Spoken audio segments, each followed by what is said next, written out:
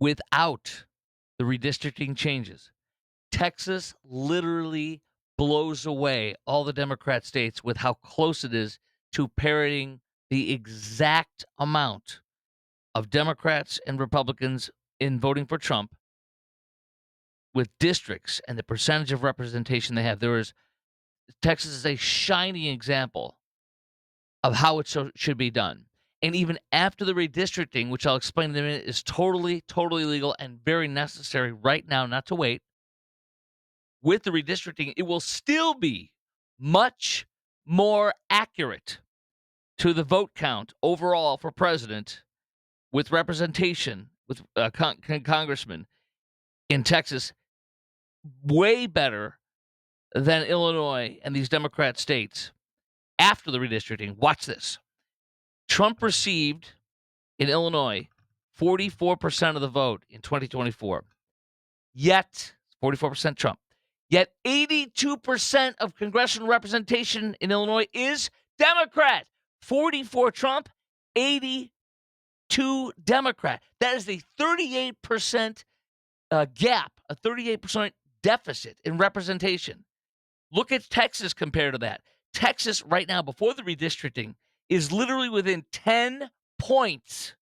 The 56% vote for Trump in 2024 and 66% Republican congressional delegation. That's a 10-point spread. Illinois is 38 points spread right now. That's 4 times the overrepresentation with Democrats than we have overrepresentation with Republicans. New York is the same. New York is almost the same. New York literally is 30% point spread, and we're at 10 right now. We will be at a 23% spread. After the redistricting, we'll be 7% better than New York still. And then you look at California.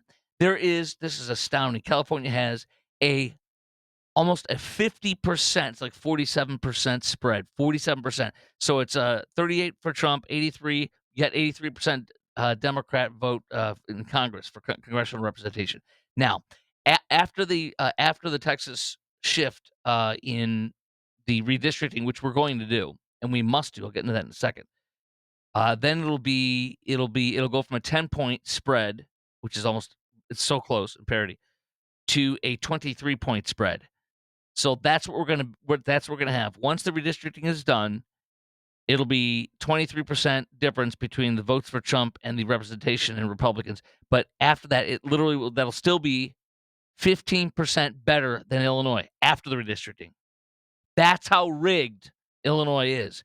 It will still be about 35 points better than New York City, and it will still be what am I looking at here in excuse me, strike that. It'll be 7% better of a spread than New York. 7% better after the redistricting. Will still be better than New York. Will be way better than Illinois. And with California, it's insane. Like I said, they're about 43 or 47% spread. Once we do the change, we'll still be like 20% better of a spread. There's no question. This is outrageous to even consider it. Second of all, this is brilliant. Hans van Spankowski, who is a very highly regarded Republican elections expert and law expert. He wrote a lengthy column in the Daily Signal. And it's very simple. The reason why Harmeet Dillon, the Assistant Attorney General for Civil Rights in the Trump administration, by the way, Harmeet's awesome. I follow her. She follows me on Twitter. The reason she sent a letter, that's what started all this, to Texas saying you must change and redistrict. There are 4 districts she lists. Why? Why is it unconstitutional? It's very simple. Last year, 2024, U.S. Circuit Court of Appeals ruled in a case called Petway versus Galveston County that a minority-majority district, which is what this is all about, minority-majority districts, legally, the U.S. Circuit Court of Appeals last year said, legally you cannot be a majority-minority district when you cobble together minorities. For example, if it's 25% Hispanic and 26% Black, and you put them together and say, oh, this is a majority-minority district at 51%. No. The court has ruled that it must be one race that exceeds 50% to make it a majority minority district. It must be over 50% black, over 50% Hispanic. Pick your race of minority. And if you don't have majority without single race, it does not count as a minority majority district because then you're cobbling stuff together to make that. That literally was a legal decision last year. That is the impetus for all this. So this is so amazing how legal this is and righteous this is. Also, we need to call out in Texas, Brian Harrison, who will be joining me on this podcast, State Representative Brian Harrison from North Texas, who lit the freaking CNN people on fire. Two separate hits he did, live hits on TV, and he just whooped their asses. But listen to this, Brian Harrison. I was on in Chicago this morning on AM 560 Chicago's Morning Answer, and he and I were talking. Brian went nuts. I said, I want you to give a message to J.B. Pritzker, the governor of Illinois, and he went nuts. And then also, I want you to give a message to the Texas Dems who have fled. He's going to do that with us on the podcast here in the next couple days or so. We're going to get him on. But he said this, Speaker Dustin Burrows, the Rhino, literally put Gene Wu, one of the heads of the Democrat Party in Texas, on the redistricting committee moments after Wu threatened to break a quorum and flee. That's how freaking horrible the Speaker of the state of Texas, this new one is, the last one, all jokes. He literally gave Wu a seat at the table on the redistricting committee. Oh, you're going to flee? You're going to break quorum? Oh, here's a redistricting committee slot. That's a freaking joke, and I'm grateful for Brian Harrison for telling me that. Now, Governor Pritzker has said everything is on the table in Illinois to counter the Republicans. You have nothing left on the table to rig.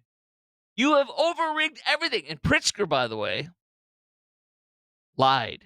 This is crazy. I didn't know this till this morning because I did a lot of extra digging knowing I was filling in Chicago. And in fact, it's right here. This is from the Daily Wire.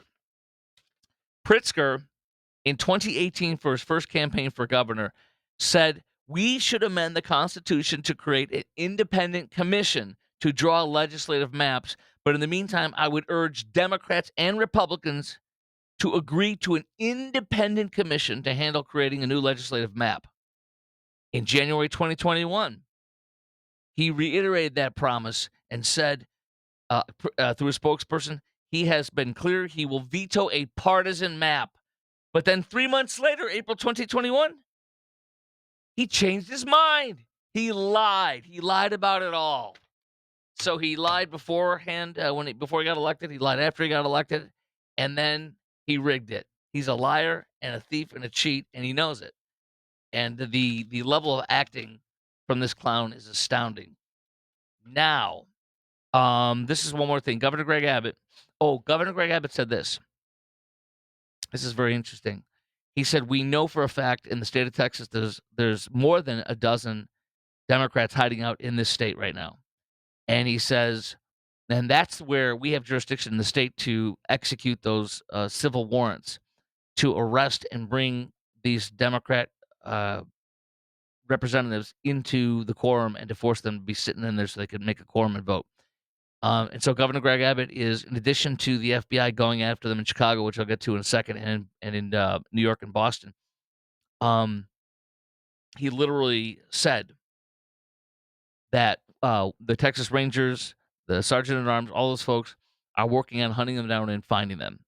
So there are enough in Texas to do a quorum. They're just not going to their jobs and showing up at the Capitol. So that's going to be very interesting to see if we're surveilling them and if we're going to cuff and stuff them, how that's going to play out. Number two, and by the way, Brian Harrison also reminded us that the Republican Party under the Speaker Burrows hasn't even taken away the Democrats' parking spots at the state capitol. So they're not losing anything so far. But this is very interesting. Governor Abbott said Thursday the FBI is tracking down the Democrat lawmakers in Chicagoland. Texas DPS and FBI are tracking down the derelict Democrats. They will be taken directly to the Texas Capitol. Also, he talks about bribery charges being possible because they're getting money. And Beto Hussein O'Rourke, the cultural appropriator, is financing all this from his campaign funds. That could be a bribery charge right there. probably not to Beto Hussein O'Rourke unless it's funding a bribery is, which it obviously should be, but to the Democrat legislators. So watch that also. But the FBI literally, and John Cornyn said this, and by the way, John Cornyn's not going to win. Ken Paxton's going to win by far. He should. John Cornyn's trying to act like Ken Paxton and Ted Cruz by writing a letter to the FBI asking them to get involved because he's desperate. He's going to lose, and he knows it. It's ridiculous how bad he polls in Texas, which is good because he shouldn't be a representative because when something controversial is going on, he doesn't do anything. And I was told this by a producer 15 years ago when I got here in DFW. And what he does is he says nothing and lays low on the day that you and I are talking about it on talk radio going nuts. 1 week later, when we've already decided it, debated it, we've moved on from that issue as far as it being a flashpoint for the time. Then he'll come out a week later and go, I had this bold stance. And we're like, dude, that was 7 days ago, and we've all made up our minds. We've all debated it, and what's happened has happened so far. That's John Cornyn. I am outraged. A week late, at least, or longer. He's a joke. So, but I appreciate the FBI getting involved. But look, John Cornyn said this. The FBI had approved his request for them to help law enforcement agencies track down the Democrats. Does that mean they're going to cuff them and stuff them in Chicago? I hope so. Does that mean they're going to show up at their hotel rooms like at Mar-a-Lago and kick the door down in and raid it? I hope so. J.B. Pritzker says that he, quote, we're doing everything we can to protect every single Democrat. Oh, you mean you're going to get involved and obfuscate and get in between ICE and the arrestees like the illegal people like Governor Pritzker are doing? Well, if you do that, you'll be obstruction and get arrested. We'll see how this plays out. In the meantime, this is incredible. The lady Holly from the Cincinnati Beatdown spoke out. She did an interview with Laura Ingraham, her first one for 18 minutes on Fox News. I'm going to play some highlights for you because it's extraordinarily worth listening to and knowing what happened. So, first of all, there was a tag team. It wasn't just the 6 thugs that are being prosecuted, according to her. She says it was a bunch of thugs that were beating the hell out of these people within an inch of their lives. And then they tag team. I guess they were getting tired, like in pro wrestling or something. So they're like, okay, we got to keep beating these people to death until they die. So they rotated, and then more thugs came in and beat them up. She said, and you'll hear her say this went on for 15 to 20 minutes. Here she is talking about the tag team aspect. Over how long of a period of time did this transpire? Was this seconds, minutes? No, I want to say at least a solid 15, 20 minutes this was going on. I mean, the videos that you see are little short blurps, Wow. but this was going on for so long. It was ridiculous. And it was like one crowd would come in and start beating on them, and then another crowd would come in and take their turn. So it wasn't going to stop. It's not like one crowd came in and had their fun kicking them. Then there would be more that would come join in. That's fascinating. And then, by the way, there were racially charged or racist remarks, according to her, said to them.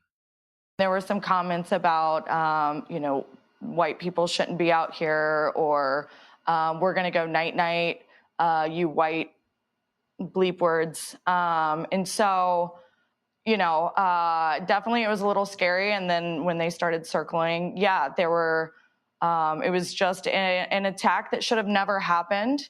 And there were a lot of people in the attack. Now that some of the people have been arrested, they have rap sheets that go on for days. And especially the man who punched me in the face, he had just got out of jail a few months before and had felonies on him. And I don't understand why he was running the streets, and a lot of other people should have never even been out of jail to even do this to me or the others. Amen to that. We also have this. Was it racially motivated? The attack. You betcha. Is this, in your mind, or was it in any way racially motivated in any direction, either from an initial comments, you said no, but from the attackers' comments that you heard at the time or the way they were acting, do you feel like this was a message to people like you, don't come here anymore? I do, but I don't feel that they're going to win. So we're not going to back down and stay out of the streets or go and run and hide. It's unfortunate that this group wanted to make it into a racial hate beatdown. So there's your confirmation from her, and it was horrifying because she literally thought she was going to die. And when you came to, when you regained consciousness, where were you? Were you still lying down on the pavement? Oh, I was laying down, yeah, and I heard a woman's voice, which had me very panicked, just saying, please, please wake up, please.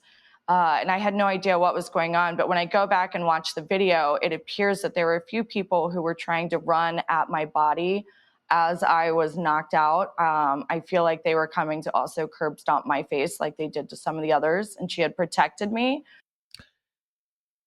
So this was this close to killing somebody, being a murder.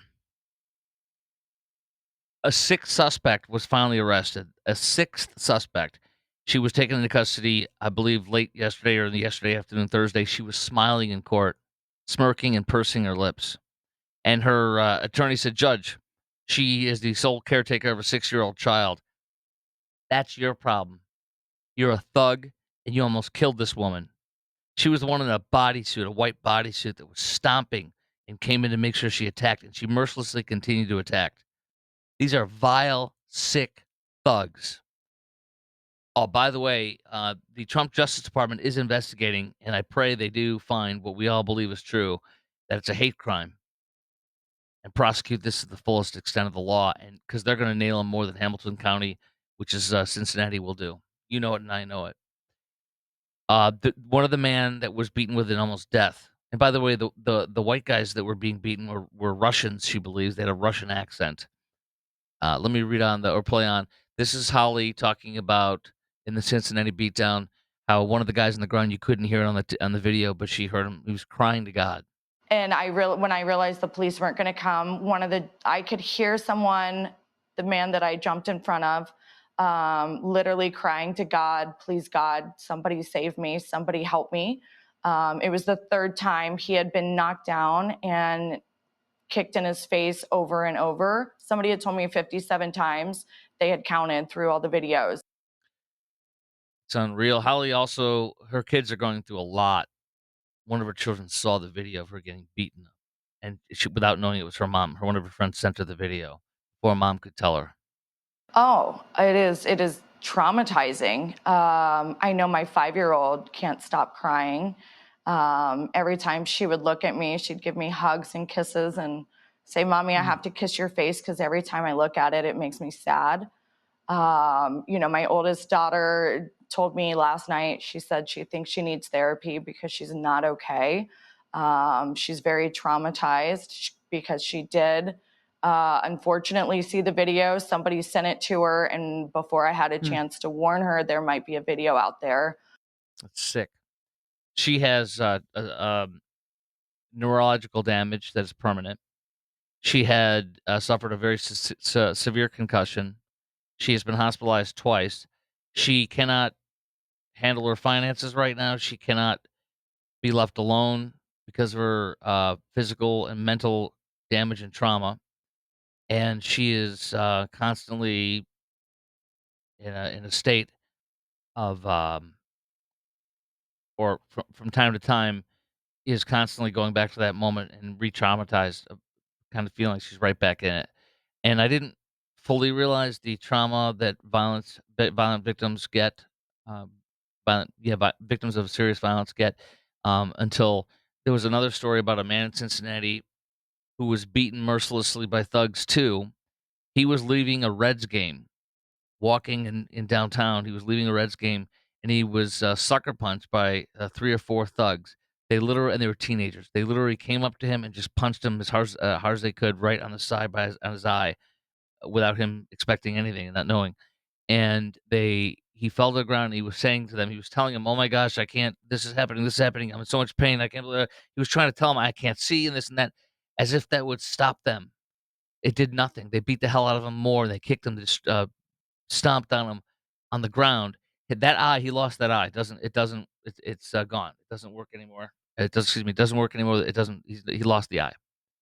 And they also robbed him of his iPhone and other stuff.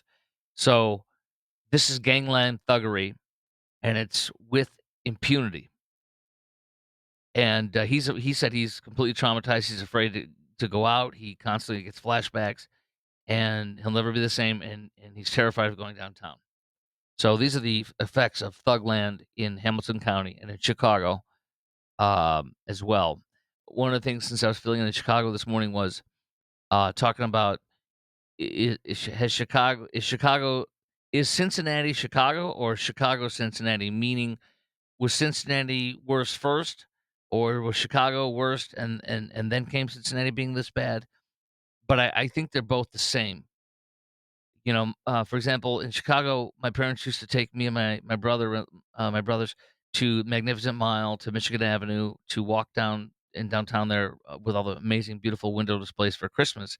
And then my children, I've always wanted that and had them do that with my parents, with us too.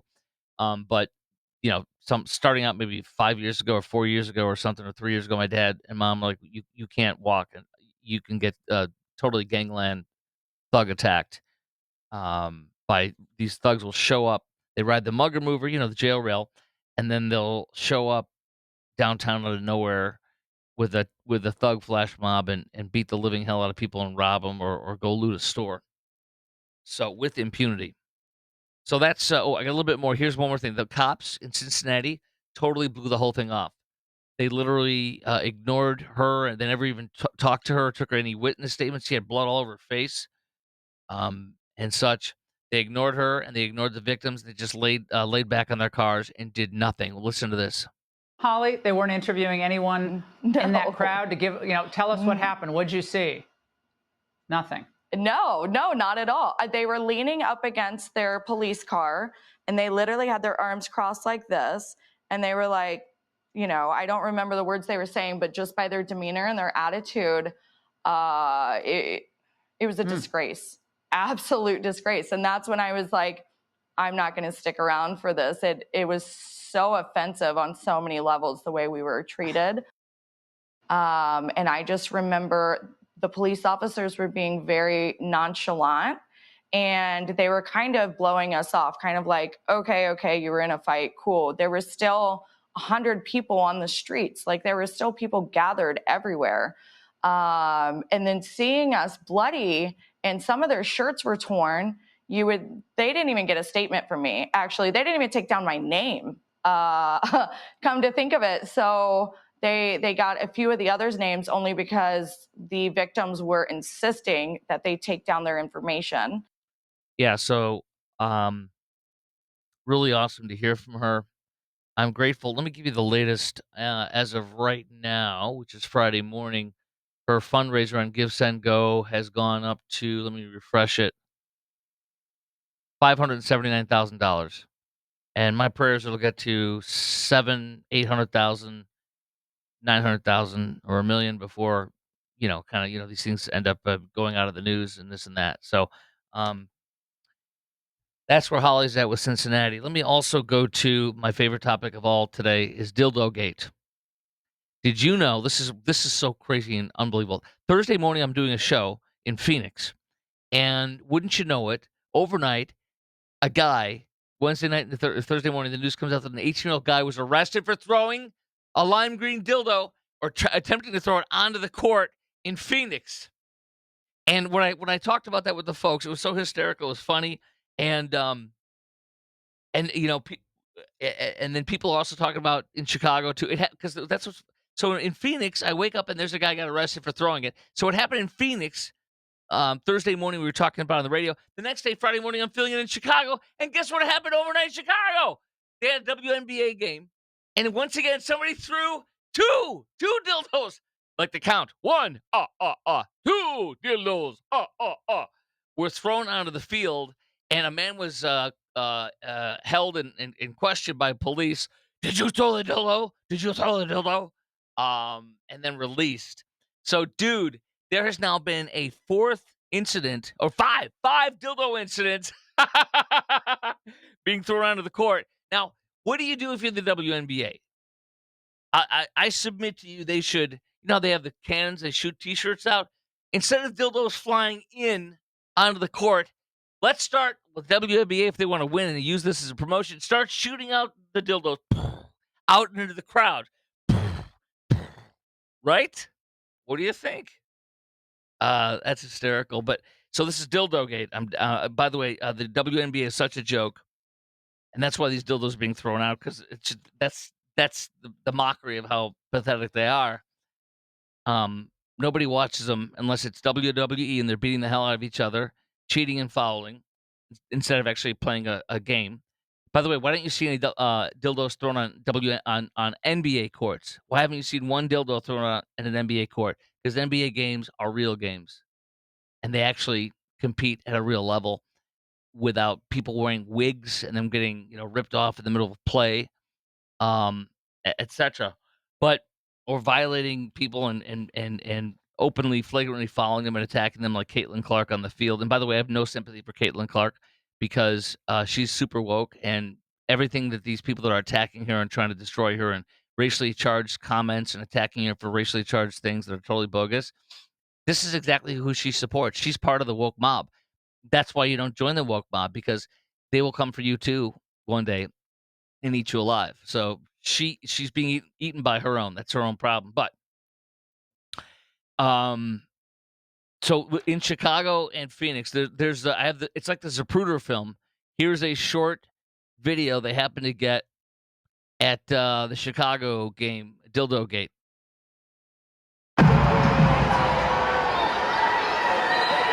A viewer in the stands, like Zapruder, was at a game.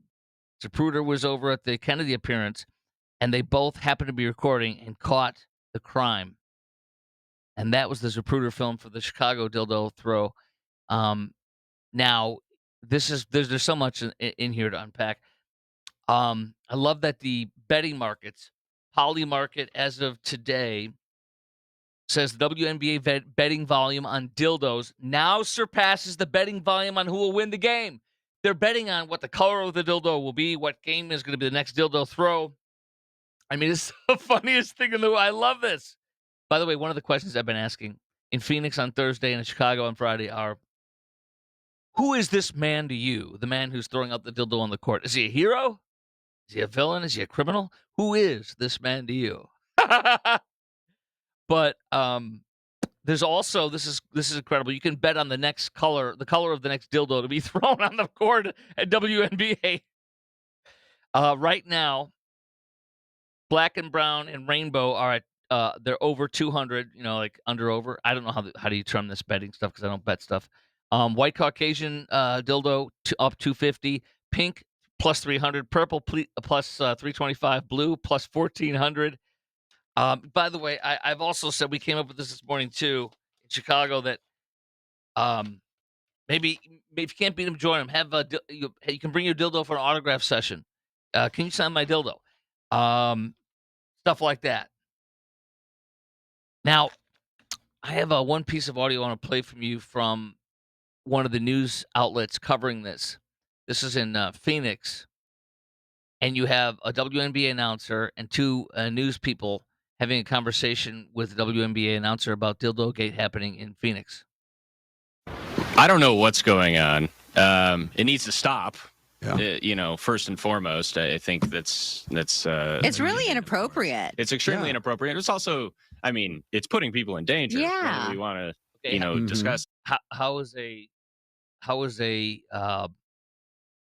rubbery neon lime green dildo putting people at risk. That or not. These are athletes who are running, they're cutting, they're jumping.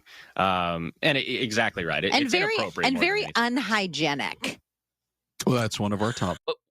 What? Very unhygienic? Do we want to even ask how it's very unhygienic? That was on a newscast. Today is hygiene. By the way, if this is so serious, why is everybody laughing about this? Why is Sophie Cunningham, one of the gorgeous star players who did an Arby's commercial that was a parody or a takeoff it was the same vein of Sydney Sweeney's campaign about Sydney has good genes. So Arby's hired her to immediately do one too, where she was being, sexy and all that stuff and some scantily clad clothes. So Sophie Cunningham, the very attractive lady who did the Arby's parody or mock video of Sydney Sweeney, kind of a next iteration of it. There's a couple things she said that was very funny, showing that nobody's taking this seriously except for these militant lesbians that are in the league, that are woke leftists. They're freaking out and they're saying, well, actually, here's one of these idiots. Let me play this for you. Here we go. Wait. Yeah, it's this one. What was your reaction? What do you think about this happening across the league? I'm going to steal that question. I think it's ridiculous. It's dumb. It's stupid. We take. It's also dangerous, and player safety is number one. Respecting the game, all those things. I think it's really stupid. That's all I'm going to say. That you can't have fun. We could be funny, but you can't be funny. No, absolutely not. Very dangerous. Here's how serious it really is. As I was mentioning, Sophie, what's her name? Sophie Cunningham.